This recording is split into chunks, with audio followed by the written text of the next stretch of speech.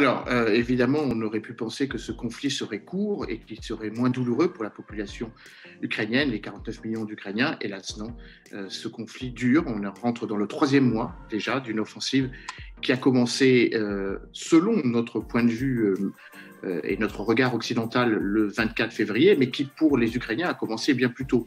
Et c'est la première réponse. Ce conflit n'est pas nouveau. Il a commencé depuis 2014, date à laquelle les Russes, en soutenant des forces séparatistes ukrainiennes mais pro-russes, avaient conquis ou avaient pris possession d'une partie du territoire ukrainien, la Crimée, et une partie du Donbass, les républiques qui se sont ensuite autoproclamées de Donetsk et de Lugansk. Ça fait maintenant 8 ans que ce conflit a commencé, et depuis le 24 février, date à laquelle Vladimir Poutine a décidé de lancer, je cite, une opération militaire spéciale et non pas une guerre. Il vise à récupérer la totalité des territoires du Donbass qu'il n'avait pas pu récupérer depuis 2014. C'est une des raisons pour laquelle la situation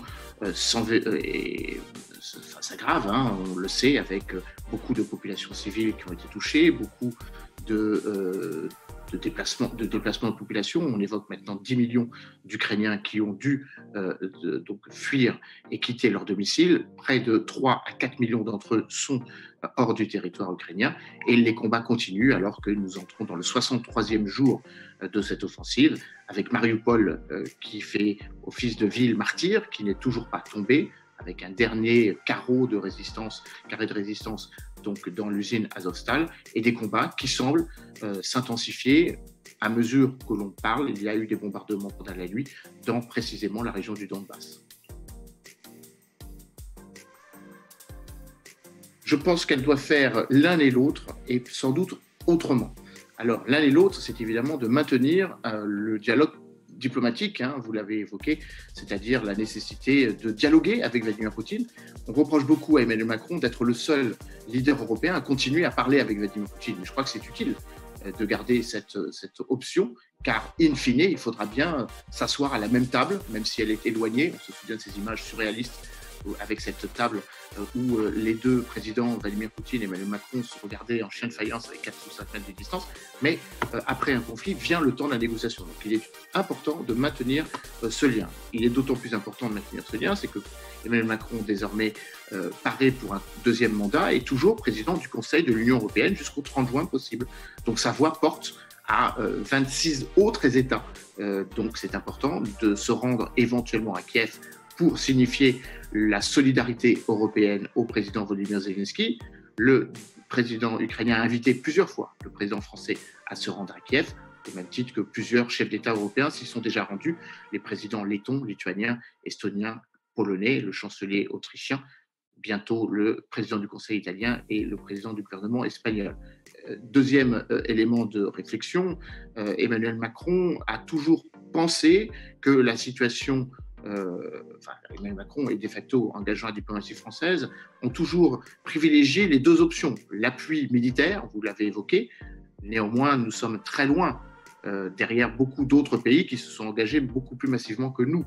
Alors nous avons avoué, par la voix de Gabriel Attal il y a quelques jours, que la France avait armé, soutenu, entraîné les forces ukrainiennes depuis 2014, mais nous n'avons que livré pour 100 millions d'euros de matériel. Ça peut paraître important, c'est nettement moins que les Américains qui, eux, ont livré près de 3,7 milliards d'armement, c'est-à-dire à peu près les 80% du budget de la défense ukrainienne. Alors la France met en avant le fait qu'elle soutient aussi une mobilisation européenne, vous l'avez évoqué, à travers la Facilité européenne pour la paix, 1,5 milliard d'euros qui ont été mobilisés pour financer l'achat d'armements lourds, hélicoptères, pièces d'artillerie, tanks et aviation que réclame à corps et à cri le président Zelensky.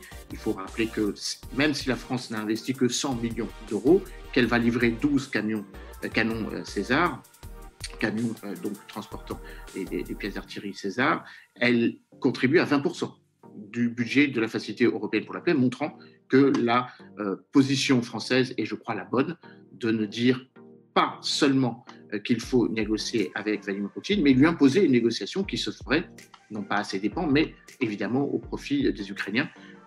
petite aparté, alors que nous parlons, on évoque de plus en plus une venue symbolique du président Emmanuel Macron le 9 mai, le jour que nous célébrons ou au cours duquel nous célébrons la journée de l'Europe, mais surtout le jour où Vladimir Poutine, à Moscou, va parader devant ses militaires pour dire si oui ou non, mais je pense qu'il dira que c'est le cas, son opération militaire spéciale a été un succès. Si le président français lui vole la vedette en se rendant à Kiev, c'est aussi une façon assez subtile de montrer que la diplomatie et accessoirement la voie de la médiation française et européenne porte en.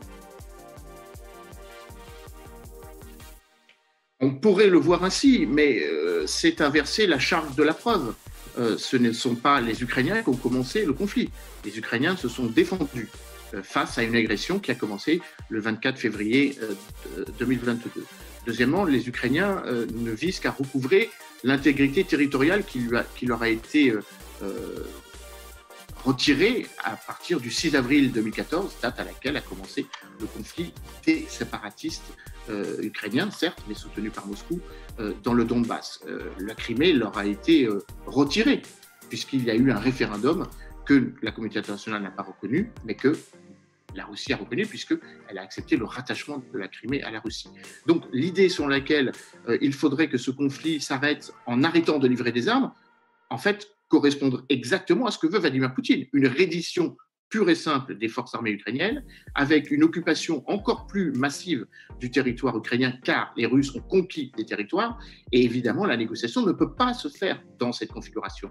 Il faut que les Russes reculent sur les positions qu'ils ont acquises, et la seule façon de les faire reculer, c'est tout simplement de gagner des territoires. Or, dans l'état actuel du rapport de force, 1 pour 2, ou voire 1 pour 3, les Ukrainiens sont sous-armés, ils sont non pas sous-équipés, bien entraînés, mais sans doute, je dis sans doute parce que nous n'avons pas totalement une clarté absolue sur cela, amoindris militairement. Ils ont eu énormément de victimes, on parle de 20 à 25 000 du côté ukrainien, comme on parle de 20 à 25 000 du côté russe.